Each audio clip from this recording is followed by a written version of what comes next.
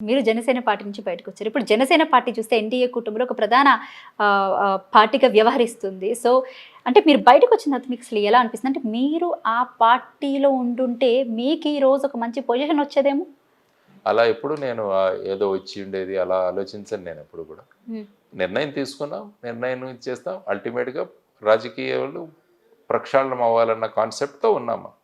కాబట్టి ప్రతి ఒక్కరూ దాంట్లో ప్రయత్నాలు చేయాలి. నా ప్రయత్నం నేను చేస్తాను. ఆ పార్టీలు ఆ ప్రయత్నం చేస్తాయి. దాంట్లో మనం ఏదో ఒక ఆశించి ఎప్పుడూ రాలేదు మనం. ఒక మార్పు తీసుకొద్దామని వచ్చాం. మార్పు ఎక్కడున్నా కూడా మనం తీసుకురావచ్చన్న ఆలోచనలో ఉంటాను నేను. అంటే జనసేన పార్టీలో ఉంటే మార్పు తీసుకురాలేరా? అంటే మీరు అడిగింది ఏంటి? పార్టీలోంచి వచ్చేసారు కాబట్టి మీరు ఏ విధంగా అనుకున్నారు? పార్టీలో ఉన్నా, పార్టీలో లేకున్నా కూడా మన మిషన్ ఏదైతే ఉందో అది కొనసాగిస్తూనే ఉంటాము. అంటే ఉండి కొనసాగించొచ్చు కదా అని అంటున్నాను. నిర్ణయం తీసుకున్నాను నేను. పార్టీలో ఓకే. ఉండకుండా నేను బయటకు వచ్చేసాను. బయటకు వచ్చినా కూడా నా ప్రయత్నం నేను చేస్తాను. రైట్. జగన్‌కి ప్రతిపక్ష హోదా ఇవ్వకపోవడాన్ని ఏ విధంగా చూస్తారు? అదొక కన్వెన్షన్. అదొక కన్వెన్షన్ యాక్చువల్‌గా. ప్రతిపక్ష హోదా రావడానికి సుమారుగా 10% మొత్తం సీట్లలో 10% సీట్లు వస్తేనే ప్రతిపక్ష హోదా ఇవ్వాలని చెప్పేసి కన్వెన్షన్ ఐ థింక్ 120నో 121నో అసెంబ్లీ స్పీకర్ అప్పుడు లోక్సభలో చేసినది. అప్పటి నుంచి ఈ కంటిన్యూషన్ అవుతుంది. ఎక్సెప్ట్ ఢిల్లీలో ఆమ్ ఆద్మీ పార్టీ వచ్చినప్పుడు ముగ్గురే బీజేపీ మెంబర్స్ ఉన్నారు. ఆ మూడిట్లో ఒకరికి ఐ థింక్ ప్రతిపక్ష హోదా ఇచ్చారు. అంటే it depends on the speaker. కానీ జనరల్గా కన్వెన్షన్ ఫాలో అవుతూ వెళతారు. కాబట్టి ఇక్కడ ఆ నిర్ణయం తీసుకున్నారు వాళ్ళు. అప్పుడు వాళ్ళు హైకోర్టుకు వెళ్ళడం జరిగింది అనుకుంటారు. హైకోర్టులో ప్రొసీడింగ్స్ జరుగుతున్నాయి. రైట్. ప్రజలు సోషల్ మీడియాని ఏ విధంగా చూడొచ్చు? సోషల్ మీడియా అంటే ఏంటంటే ఇంతకుముందు ఒక గేమ్ ఆడుతుంటే, ఒక క్రికెట్ ప్లేయర్స్ ఆడుతుంటే మనమంతా స్టేడియంలో కూర్చొని చూసేవాళ్ళం. కానీ ఇప్పుడు ఏంటంటే ప్రేక్షకులు కూడా వచ్చి ఆడుతున్నారు. ఏమవుతుంది? ప్రేక్షకులు, ప్లేయర్స్ అందరు గడిపితే ఆడితే అక్కడ క్రికెట్ ఉండదు. అంత కన్ఫ్యూజన్ ఉంటుంది. కాబట్టి social media main stream media నుంచి కొంత ఇన్ఫర్మేషన్ ఇస్తుంది. కానీ ఏంటంటే ఈ నెంబర్ పెరిగిపోయింది. ప్రతి ఒక్కరు కూడా సోషల్ మీడియా పెట్టేసి ఎవరో ఒకరిని తిట్టుకోవడం, తర్వాత పొలిటికల్ పార్టీసే అనేక అంటే ఈ ఛానల్స్ రోజు లైన్ క్రాస్ అయిందంటే బికాస్ ఆఫ్ సోషల్ మీడియా అని కూడా చెప్పొచ్చు మనం. అంటే లైన్ క్రాస్ అయింది అంటే సోషల్ మీడియా కూడా అవసరం.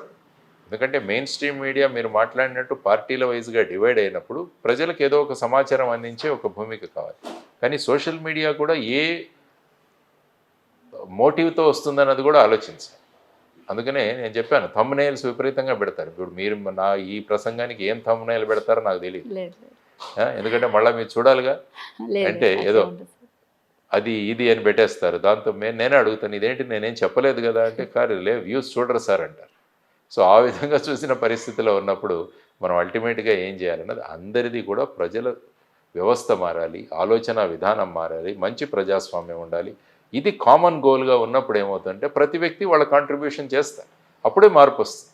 కానీ వేరే అల్టీరియర్ మోటివ్స్ పెట్టుకొని మనము ఏం చేయమన్నట్టు దానివల్ల ఏమి మనం సాధించలేము. అది మనం గమనించాలి. ఇంకొక last and final question sir sorry ఏమనుకోవద్దు.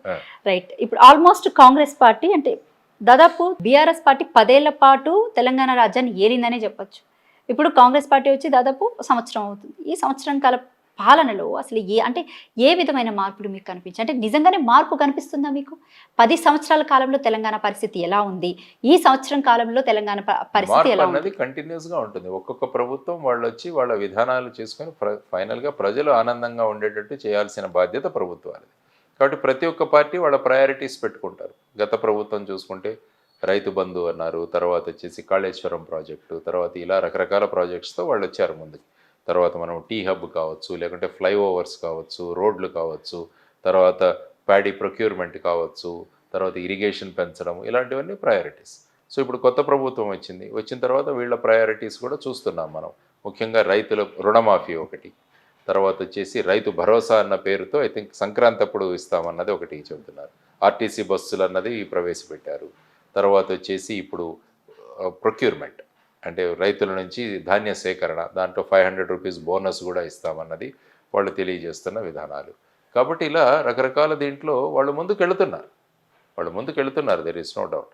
ఏంటంటే ప్రతి గవర్నమెంట్ కూడా వాళ్ళ స్కీమ్స్ను ముందుకు తీసుకెళ్తాడు. ఇప్పుడు రివర్ ఫ్రంట్ డెవలప్మెంట్ ద్వారా మూసీ ప్రక్షాళన చేస్తూ రివర్ ఫ్రంట్ ద్వారా ఇన్కమ్ జనరేట్ చేయడం అన్నది ఒక టార్గెట్గా పెట్టుకున్నారు. తర్వాత ఇక్కడున్న చెరువులు ఏవైతే పోయాయో వాటన్నింటినీ కూడా పరిరక్షించడం అన్నది ఒకటి తీసుకున్నారు. కాబట్టి ప్రతి ప్రభుత్వం కూడా ఒక నిర్దిష్టమైన దీంట్లో వెళుతుంటారు. నేనదే చెప్పేది, ఏ ప్రభుత్వం వచ్చి ఏ విధానాలు చేసినా కూడా వాళ్ళు విధానాన్ని డిసైడ్ చేసి ఇంప్లిమెంటేషన్ అన్నది ఒక ఇండిపెండెంట్ బాడీకి ఇవ్వండి అని నేను అడుగుతాను. అంటే కేసీఆర్ పాలనకి రేవంత్ రెడ్డి పాలనకి ఏవైనా పొంతన కనపడుతుందా అని? ఏ ఏ పాలన ప్రజలు ఎన్నుకున్నారు, వాళ్ళు ప్రజల దీనికోసం చేశారు. మొదటిసారి మళ్ళీ రెండోసారి ఎన్నికయ్యారు. 10 సంవత్సరాల తర్వాత ఈసారి వారు ప్రతిపక్షంలో కూర్చోవాల్సి వచ్చింది. కాబట్టి ప్రజలు మార్పు కోరుకున్నారు. సో మార్పు ఏం చెప్పి వీళ్ళు వచ్చారన్న దాని మీద అది ఎంతవరకు ఇంప్లిమెంట్ చేస్తారు, అది ఈ 5 సంవత్సరాల్లో వాళ్ళు ఏం చేస్తారు అన్నది చూసి దాన్ని బట్టి మళ్ళీ ప్రజలు నిర్ణయిస్తారు 5 సంవత్సరాల తర్వాత. అల్టిమేట్లీ ప్రజల చేతుల్లో ఉన్నది ప్రభుత్వాలు ఏ విధంగా మార్చాలి అన్నది. కాబట్టి ఫైనల్గా కేవలం కుర్చీలో కూర్చోవడం మాత్రమే మన ధ్యేయం అని కాకుండా మనకిచ్చిన 5 సంవత్సరాలని ప్రజా సంక్షేమం కోసం, ప్రజల యొక్క స్థితిగతులు మెరుగుపడడానికి, ప్రజల యొక్క ఆర్థిక స్థితి మెరుగు అవ్వడానికి, వీటన్నిటి కూడా చిత్తశుద్ధితో ప్రభుత్వాలు పనిచేయాలన్నదే ప్రతి రాజకీయ పక్షం కూడా ఒక గోల్గా పెట్టుకుని, ఒక లక్ష్యంగా పెట్టుకుని వెళితే మార్పులు వస్తూనే ఉంటాయి, మార్పులు ముందుకు వెళుతూ ఉంటాయి. అల్టిమేట్గా అందరి గోలు ఒకటే కావాలన్నది నేను కోరుకుంటాను.